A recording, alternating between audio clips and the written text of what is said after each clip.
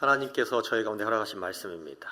디모데전서 1장 12절로 17절 말씀입니다.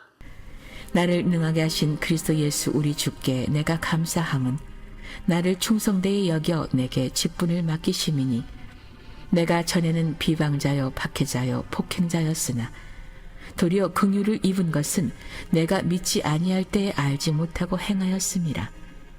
우리 주의 은혜가 그리스도 예수 안에 있는 믿음과 사랑과 함께 넘치도록 풍성하였도다.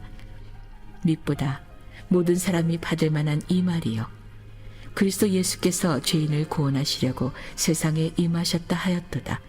죄인 중에 내가 괴순이라. 그러나 내가 긍휼을 입은 까닭은 예수 그리스도께서 내게 먼저 일체 오래 참으심을 보이사 후에 주를 믿어 영생 얻는 자들에게 본이 되게 하려 하심이라. 영원하신 왕 곧 썩지 아니하고 보이지 아니하고 홀로 하나이신 하나님께 존귀와 영광이 영원 무궁하도록 있을지어다. 아멘. 오늘은 연약함을 껴안은 사랑이라고 하는 말씀 제목으로 은혜를 나눕니다. 오늘 본문은 사실 사도 바울의 심장 깊숙한 곳에서 울려 넘치는 그의 신앙 고백과도 같은 말씀입니다. 이 말씀에는 바울의 어두운 과거도 있고 그 과거를 뛰어넘는 우리 아버지 하나님의 넘치는 은혜도 겹겹이 쌓여 있습니다. 오늘 이 아침 우리는 이 말씀 속으로 깊숙이 들어가 하나님께서 우리의 연약함을 어떻게 감싸 안으시고 그런 우리에게 어떠한 은혜를 부어 주시는지 깊이 묵상하고자 합니다. 사랑하는 여러분, 혹시 인생을 살아가시면서 이런 질문을 던져보신 적이 있습니까? 주님 왜 저입니까? 주님 왜 저에게 이러한 일을 맡기셨습니까? 주님께서는 제 과거를 아시지 않습니까? 어떻게 저 같은 사람을 쓰실 수가 있습니까? 사실 이러한 질문은 바울도 던진 질문입니다. 그는 한때 교회를 무너뜨리려고 했던 사람이었습니다. 일평생 자신의 일을 교회에 다니는 사람들을 잡으러 다니는 일에 사용한 사람이었습니다. 스데반 집사의 순교 현장에서 사람들이 스데반 집사님의 옷을 벗기고 죽이는 그 일을 너무나도 당연하다고 생각하였습니다. 그러나 예수님은 그런 바울을 과거로 바라보지 아니하시고 미래로 바라보십니다. 그리고 이렇게 말씀하십니다. 바울아, 나는 너의 실패로 너의 과거로 너를 바라보지 않고 내 은혜의 눈으로 너를 바라보고 있단다. 당시 여러분 유대 전통에서 제자가 랍비 곧 선생님을 따라가려면 엄격한 율법 시험의 과정을 겪어야 한다고 합니다. 그러나 예수님께서 당신의 제자들을 부르실 때 곧 세리, 베드로, 심지어 열심당원이었던 이 가룟 유다를 부르실 때에 예수님께서는 그 당시 유대 사회에서 유행했던 그 방식, 다시 말해서 그들에게 율법 시험을 치르거나 아니면 그들의 아픈 과거나 상처를 가지고 제자들을 부르신 게 아니었다라고 하는 이야기입니다. 그래서 주님은 제자들에게 과거 지향적으로 질문을 물으신 적도 단 한 번도 없습니다. 너의 죄가 무엇이냐? 너가 어떠한 삶을 살아왔느냐? 이렇게 묻지 아니하시고 사랑하는 아들아 딸아, 정녕 내가 나를 따르겠느냐? 정녕 내가 나를 따르겠느냐? 나에게는 아버지 하나님의 큰 꿈과 비전이 있다. 그 꿈과 비전을 위하여 나와 함께 이 세상을 헤쳐나가지 아니하겠느냐? 주님께서 여러분 그렇게 물으셨던 거예요. 혹시 여러분은 아버지 하나님께서 여러분을 부르실 때에 여러분 스스로의 부족함과 연약함에 갇혀서 아버지의 부르심에 제대로 순종하지 못한 적이 있었습니까? 오늘도 우리 아버지 하나님은 갈릴리 촌락과 가버나움의 뒷골목에서 간절하게 저와 여러분을 부르고 계십니다. 과거에 묶인 우리를 주의 은혜로 풀어내며 미래를 향해 걷게 하시는 바로 그것이 우리 아버지 하나님의 은혜의 역설인 줄 믿습니다. 오늘도 그 은혜 앞에 담대하게 응답하시는 분들이 되시기를 예수님의 이름으로 축원합니다. 말씀 다 함께 한번 볼까요? 나를 능하게 하신 그리스도 예수 우리 주께 내가 감사함은 나를 충성되이 여겨 내게 직분을 맡기심이니. 밑에 줄도 한번 읽습니다. 하나님의 연약함 속에 있는 저와 여러분을 부르셔서 주님의 능력으로 살아가게 하십니다. 아멘. 주님의 능력으로 살아간다는 것이 중요합니다. 우리가 살아가는 이 세상은 힘의 논리가 지배합니다. 어떠한 세상입니까? 무엇을 많이 가지고 있는지, 내가 가지고 있는 권력은 어떠한지, 나의 인간적인 관계의 모양은 어떠한지, 그 양은 어떠한지, 이러한 모습으로 세상은 우리를 평가합니다. 그리고 우리 스스로도 알게 모르게 스스로에게 이러한 질문을 던집니다. 내게는 얼마나 힘이 있는가? 내 능력으로 과연 이 문제를 해결할 수 있는가? 그러나 오늘 본문에서 사도 바울은 전혀 다른 고백을 하고 있습니다. 나를 능하게 하신 그리스도 예수 우리 주께 감사함은, 바울이 자신이 주의 일을 할 수 있었던 것은 다른 이유에 있는 것이 아닙니다. 자신의 열심 때문도 아니요, 자신의 똑똑함과 잘남 때문도 아닙니다. 나를 능하게 하신 하나님의 능력이 있었기 때문입니다. 여러분, 여기서 말하는 이 능력은 단순한 외적인 힘만을 의미하는 것이 아닙니다. 여기서 말하는 이 능력은 내부에 숨어있는 하나님 아버지의 능력을 의미하는 것입니다. 속사람을 강건하게 하고 약한 자를 강하게 세우시는 능력을 의미하는 것입니다. 여러분, 바울이 사역했던 그 에베소 지역은 굉장히 유명한 곳이었습니다. 로마 제국의 상업과 문화의 중심지였습니다. 이 에베소는 고대 7대 불가사의 중 하나로 꼽히던 아르테미스 신전이 있었던 곳입니다. 여러분, 이 신전은 너무나 그 규모가 거대하고 화려해서 그 신전을 보는 사람마다 그 웅장한 분위기에 압도가 되었다고 합니다. 도시의 중심에는요, 아고라라고 하는 시장이 있었습니다. 그 시장 한가운데에 로마 황제의 상이 있었습니다. 그 상 앞에는 로마 군대가 지키고 있었고요. 그 상을 지나가는 도시의 상인들과 시민들에게 그 상을 향하여 인사하도록 강요했던 곳이 바로 이 에베소라고 하는 도시였습니다. 바로 이런 도시 한복판에서 바울은 복음을 전했던 겁니다. 그들은 매일같이 황제의 힘과 그 로마 군대의 힘에 압도당하는 인생을 살아왔는데, 그 두려움에 떨고 있는 그들에게 바울이 복음을 전했는데 어떠한 복음을 전합니까? 참된 힘은 로마의 군대도 아니다. 로마로부터 비롯되어진 권력도 아니다. 참된 힘은 우리 아버지 하나님께서 주신 능력이다. 할렐루야. 여러분, 이렇게 복음을 전했던 거예요. 성경은 또한 한 사람의 삶을 통하여서 하나님께서 주시는 능력으로 살아가는 삶이 어떠한지를 우리에게 보여주고 있어요. 바로 룻이라고 하는 여인입니다. 룻은 모압 여인이었습니다. 그의 시어머니 나무와 함께 죽었던 남편 시아버지의 고향이었던 베들레헴으로 돌아오게 됩니다. 돌아올 때 뭐 많은 것을 가지고 돌아온 것은 아닙니다. 오직 하나, 가난 하나 붙들고 들어온 거예요. 그러니 여러분, 얼마나 먹고 살기가 힘이 듭니까? 보아스라고 하는 그 지역 일대에 굉장히 부자로 살고 있는 한 사람의 보리밭에 가서 받으시 하루하루를 연명하며 사는 삶을 살아왔습니다. 연약한 그녀의 삶의 자리 가운데 그러나 하나님께서 함께 하셨습니다. 하나님은 보아스를 통하여 여러분, 오늘 룻에게 구속의 은혜를 베풀어 주셨습니다. 결국 룻은 다윗 왕의 증조모가 되었고 그 계보에서 메시아 예수님께서 태어나게 되었던 것입니다. 룻의 삶을 보면 알 수 있습니다. 하나님은 힘의 크기와 양을 보지 아니하십니다. 우리의 헌신과 순종 위에 당신의 능력을 덧입혀 주십니다.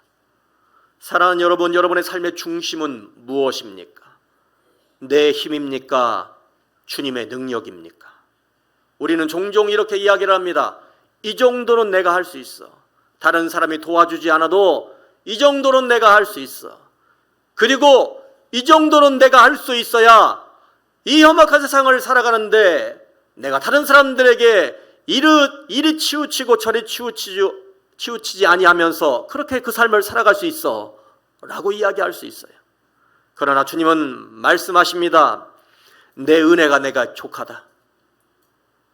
너의 강함이 너로부터 비롯되는 것이 아니라 너의 약할 그때에 바로 나의 강함이 너에게 임하여지게 되는 것이다.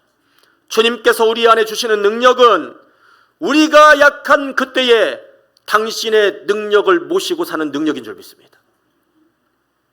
내 힘으로부터 나오는 어떠한 힘이 아니라 주님께 맡기는 것이 능력이라는 거예요. 말씀 이어서 계속 봅니다. 내가 전에는 비방자요 박해자요 폭행자였으나 도리어 긍휼을 입은 것은 내가 믿지 아니할 때에 알지 못하고 행하였음이라. 아멘. 같이 읽습니다. 하나님은 저와 여러분의 연약함을 당신의 긍휼로 덮어주십니다. 아멘. 여러분, 어떤 아이가 놀이터에 놀러 갔습니다. 어머니가 어제 사준 옷을 입고 나갔던 것이죠. 그런데 열심히 놀다가 놀이터에 못에 걸려서 그만 옷을 찢겨 먹고야 만 것이에요. 집에 돌아오는데 걱정이 마음을 가립니다. 이대로 들어가면 어머님한테 너무나 혼날 건데 어떻게 하지? 이렇게 많은 걱정을 안고 집으로 돌아간 것입니다. 어머니에게 사실대로 이야기를 했습니다. 어머니, 내가 놀이터에서 놀다가 못에 걸려서 이렇게 옷이 산산이 찢어져 버리고 말았어요. 어머니가 이야기를 합니다. 괜찮아. 너만 안 다쳤으면 돼.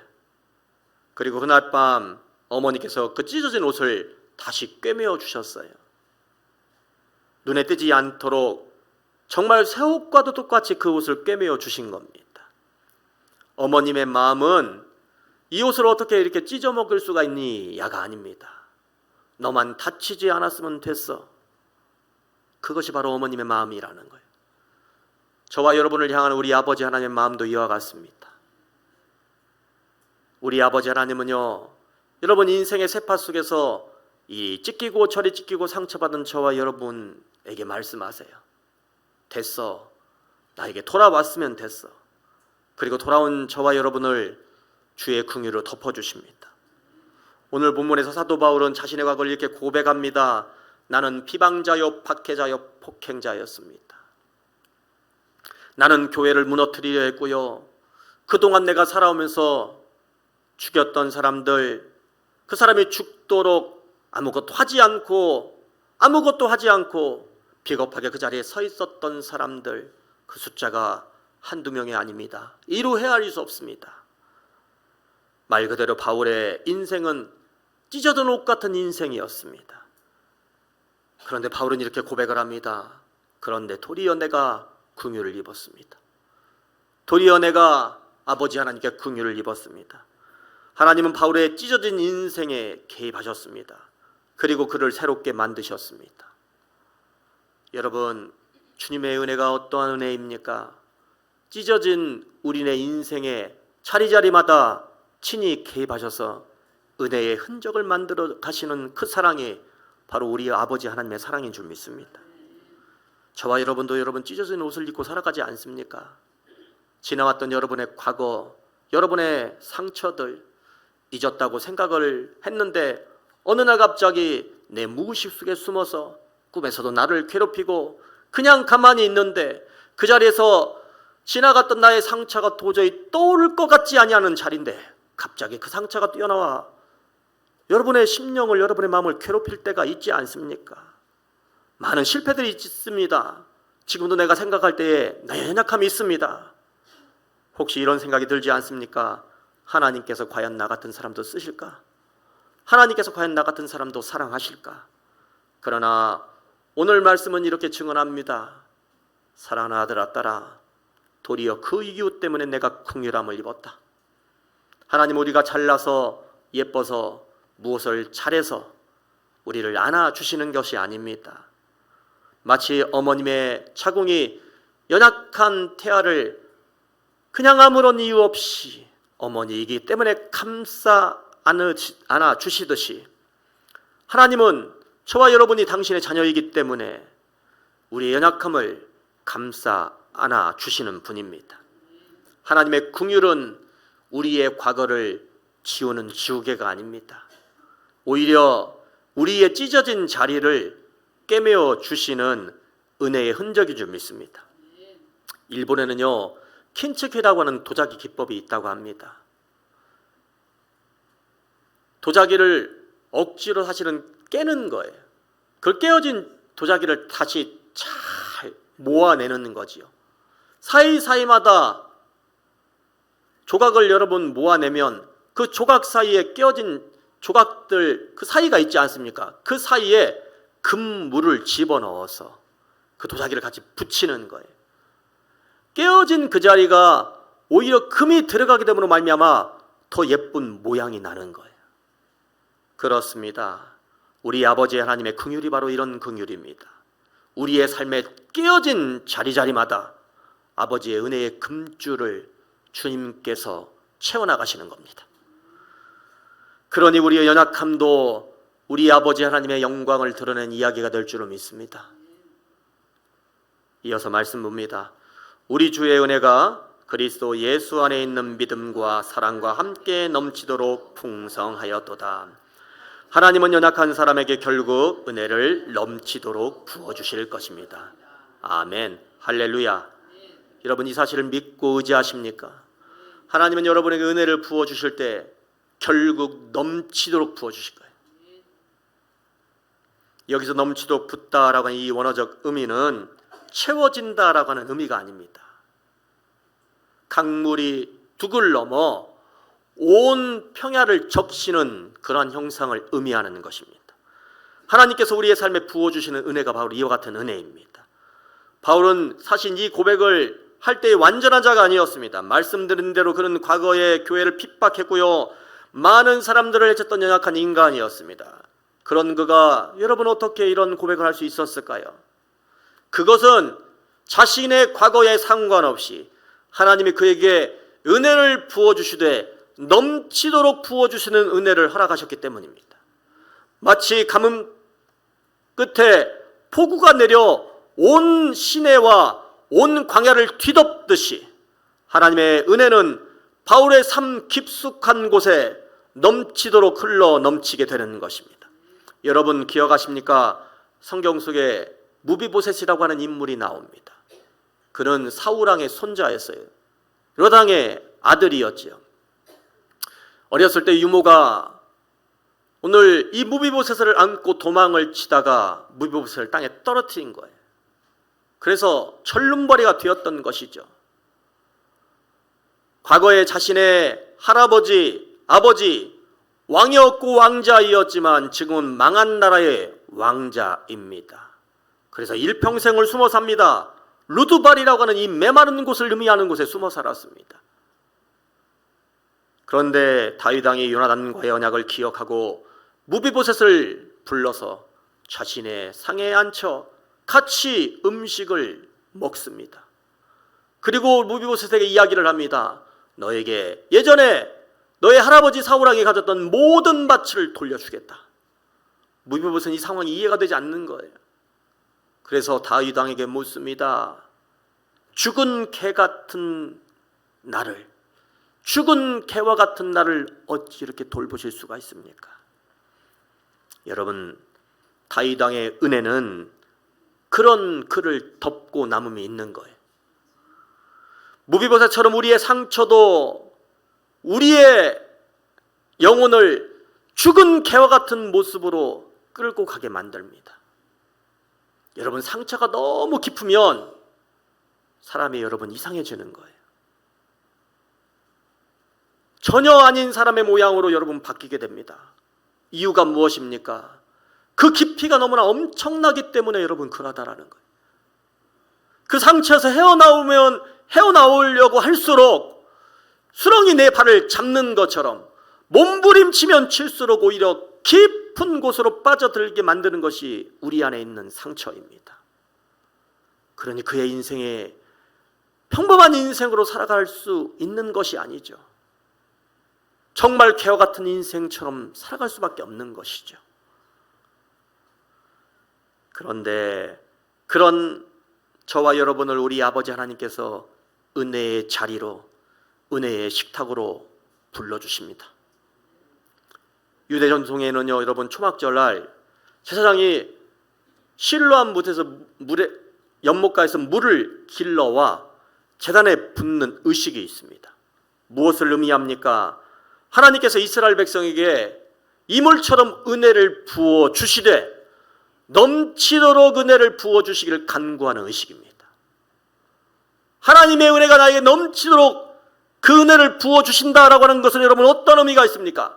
그 많은 물 중에서 왜 하필이면 여러분 실로암 못입니까? 실로암 못은요, 예루살렘 남동쪽에 히스기야 터널을 통하여 기온샘에서 예루살렘 안쪽으로 들어온 물을 여러분 의미하지 않습니까?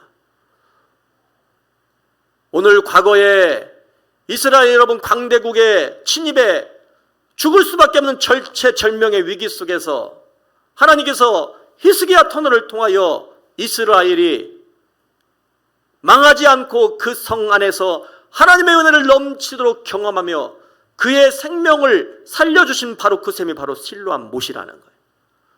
하나님께서 나에게 넘치도록 은혜를 부어주신다라고 하는 이야기는 내가 아무리 생각하여도 도저히 길이 없고 죽는 것 외에는 방법이 없을 것 같은 그러한 인생 속에 하나님이 친히 개입해 오셔서 하나님의 은혜가 아니고서는 내가 나을 수 없고 살 수 없는데 바로 그런 저에게 그 은혜를 물붓듯 부어주시는 은혜, 바로 그러한 은혜가 넘치도록 부어주시는 은혜인 줄 믿습니다. 하나님께서 저와 여러분 가운데 그런 은혜를 부어주시는 거예요. 그래서 여러분 예수님께서 말씀하십니다. 나를 믿는 자는 성경의 이름과 같이 그 배에서 생수의 강이 흘러나오리라. 할렐루야. 여러분의 심령에도 하나님의 은혜의 생수가 넘쳐 흘러나시기를 주님의 이름으로 축원합니다. 여러분 혹시라도 메마른 영혼으로 지금 이 자리 가운데 앉아있는 분들이 계십니까? 주님 앞으로 나오기만 하십시오. 하나님은 연약한 자를 부르시고 그 영혼 가운데 은혜를 부어주시되 넘치도록 부어주실 것입니다. 오늘도 그 은혜로 새 힘을 얻고 넘치는 은혜의 강물이 여러분의 가정과 여러분의 삶과 여러분께서 발을 딛고 서 있는 모든 삶의 자리자리마다 함께 하실 줄 믿습니다. 말씀 봅니다. 디모데전서 1장 15절 이하 말씀. 미쁘다 모든 사람이 받을 만한 이 말이여 그리스도 예수께서 죄인을 구원하시려고 세상에 임하셨도다 하였도다. 죄인 중에 내가 괴손이라. 그러나 내가 긍휼을 입은 까닭은 다시 있습니다. 그러나 내가 긍휼을 입은 까닭은 예수 그리스도께서 내게 먼저 일체 오래 참으심을 보이사 후에 주를 믿어 영생 얻는 자들에게 본이 되게 하려 하심이라. 아멘. 같이 한번 읽습니다. 연약한 사람의 삶은 결국 은혜의 본보기가 될 것입니다. 아멘. 방금 전 우리가 읽은 말씀을 요약하자면 이와 같이 요약할 수 있습니다. 비록 내가 죄인 중에 큰 죄인이요, 내가 죄인 중에 괴수라 할지라도 내 삶을 변화시켜 주시는 그 아버지 하나님의 은혜와 섭리하심이 오늘 나로 하여금 주를 믿어 영생에 이르게 하는 자들의 본이 되게 하셨다. 그러니 이제 바울은 자신의 삶이 부끄럽지 않은 거예요. 자신의 지난 날도 여러분 부끄럽지 않습니다. 내 죄의 깊이가 깊어지면 깊어질수록 그 자리 가운데 우리 아버지 하나님의 은혜가 더욱더 깊숙하게 들어와 죄로 죽을 수밖에 없는 나의 인생을 그것으로 끝내는 것이 아니라 나를 회복시키시고 나를 만져주시어서 모든 사람에게 은혜의 본이 되게 하셨으므로 그의 인생이 여러분 더 이상 부끄러운 인생이 되지 않는 거예요. 히브리인들은 삶으로 본을 보이는 스승을 존경했습니다. 바울은 자신의 삶 전체가 은혜의 교과서가 되었던 것이죠.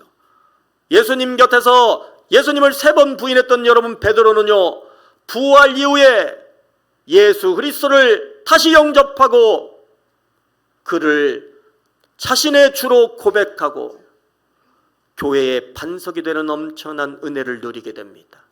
바울도 마치 이와 같은 은혜를 얻게 된 것입니다. 하나님께서는 바울을 단순한 사도가 아니라 죄인들을 위한 본보기로 삼으셨던 거예요. 사랑하는 성도 여러분, 여러분의 은혜의 삶이 누군가에게 본보기가 되고 있습니까? 누군가에게 본이 되고 있습니까? 그렇다면 그것이 얼마나 귀한 일이고 또한 자랑 삼을 만한 일입니까? 바울은 자기 자신을 죄인 중에 괴수라고 그렇게 고백을 하였지만 하나님은 그런 그에게 은혜를 부어 주시어서 은혜의 본보기로 만들어 주셨습니다.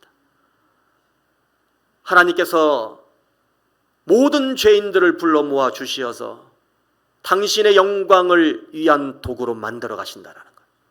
사랑하는 성도 여러분, 그러니 저와 여러분의 삶이 이처럼 귀한 것입니다. 저와 여러분은 틀림없이 이 모든 어려움과 아픔을 잘 이겨내어서 우리 아버지 하나님을 드러내는 은혜의 본보기가 될 줄 믿습니다. 오늘도 주님은 이렇게 묻고 계십니다. 내가 너와 너의 상처의 연약함을 덮어주기를 원하느냐? 내가 너를 사용하여서 은혜의 강물로 사용하기를 원하고 있느냐? 사랑하는 여러분, 오늘도 이 부르심 앞에 응답하시는 분들이 되시길 바랍니다. 과거의 실패와 약함을 내려놓고 주님께서 부어주신 능력과 그 권세에 여러분의 몸을 맡겨가시는 분들이 되시길 바랍니다. 하나님께서는 우리의 깨어짐을 통하여서 더 큰 영광을 빚어내시는 분임을 믿습니다. 우리의 삶에 상처라고 하는 그것은 우리 아버지 하나님의 은혜의 금줄로, 그 놀라운 우리 아버지 하나님의 섭리하심으로 결국 채워져서 우리 아버지 하나님의 작품이 될 줄로 믿습니다. 여러분의 심령과 가정, 그 모든 삶의 자리자리마다 오늘 아버지의 은혜가 넘치도록 흐르게 되시기를 주님의 이름으로 축원합니다. 오늘의 이 말씀이 여러분의 가슴 속에 아로 새겨지길 바랍니다. 하나님께서 저와 여러분 가운데 함께 하실 것입니다. 고백하십시다.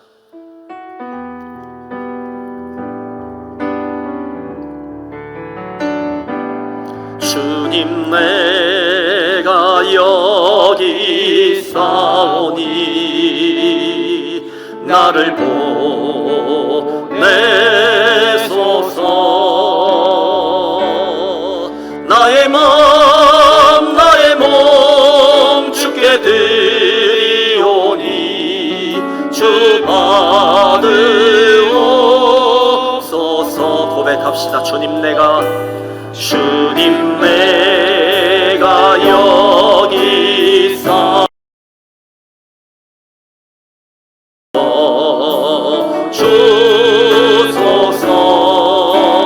주소서. 가진 것 모두 다 주께 드리오니 주 받으옵소서. 우리 함께 고백합시다. 할렐루야, 할렐루야,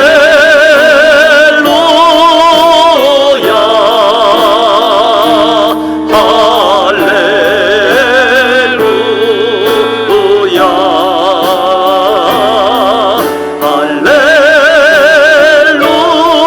할렐루야,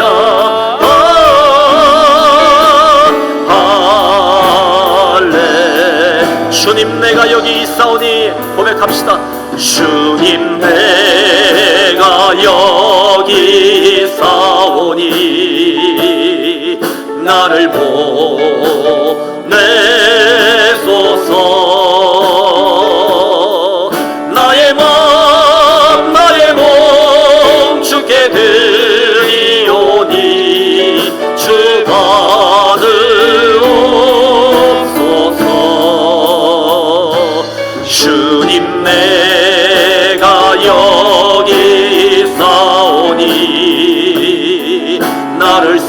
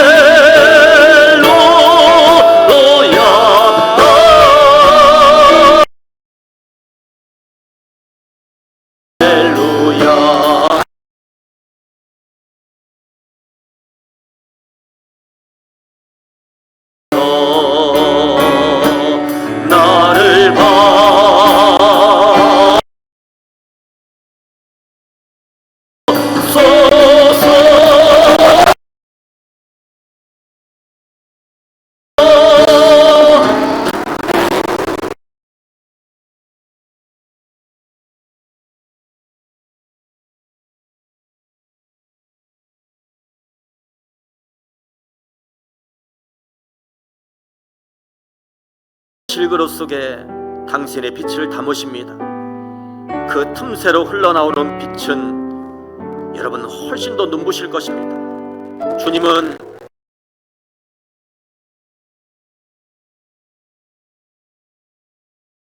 차도 오늘의 영광을 위한 붓질이었음을 믿으시길 바랍니다. 이제 두려움 대신 은혜의 심장으로 뛰어가시는 분들이 되시길 바랍니다. 주님께서 여러분을 통하여 이 세상을 밝혀가실 것입니다. 오늘 이 시간 그 주님의 부르심에 응답하시기는 시간이 되기를 간절히 바라며, 주님 제가 여기 있습니다. 아버지 나를 사용하여 주시기를 원하며 우리 주님 한번 간절히 함께 기도합니다. 주여, 우리 아버지 하나님, 오늘 지난 하나의 상처와 과거를 주님 앞에 내놓기를 원합니다. 깨어지고 망가져서 부서지고 아버지 아무것도 할 수 없는 그런 모습 가운데 있지만 끌어놔 주십시오. 이런 나의 삶 가운데 은혜를 부어주시고 오주여 함께하여 주시옵소서. 오늘 끼어진 나의 이 상처들을 주님의 은혜로 만져주시고 아버지 이대로 죽을 수밖에 없는 나의 인생이 끝날 것 같은 인생으로 아버지 되지 아니하게 하옵시며 나를 이렇게 세워주시고 더 큰 은혜 아버지 보좌 앞으로 나를 연결하여 주셔서 아버지 귀한 식탁 가운데 나를 초대하여 주시고 나로 하여금 주님의 귀한 사명을 감당케 하는 이 놀라운 사명의 자리 가운데 이 자리 가운데 나를 다시 회복시켜 주시니 감사를 드리옵나이다. 아버지 드려진 나의 삶을 아버지 올려드리기를 원합니다. 나를 사용하여 주시기를 원합니다. 나를 만져주시기를 원합니다. 아버지 역사하여 주시옵소서. 하나님 아버지, 금이 간 질그릇 같은 저희를 붙드시고 그 틈새로 주님의 빛을 흘려 보내주심을 감사드립니다. 아버지 하나님, 과거의 그림자조차도 우리를 일으켜 세워주시는 우리 아버지 하나님의 위대하신 섭림을 고백합니다. 하나님, 언제나 어떤 모양이든지 주님 앞에 설 때에 주의 은혜를 붙잡고 일어서는 저희 되게 하옵소서. 예수님의 이름으로 간절히 기도하옵나이다. 아멘.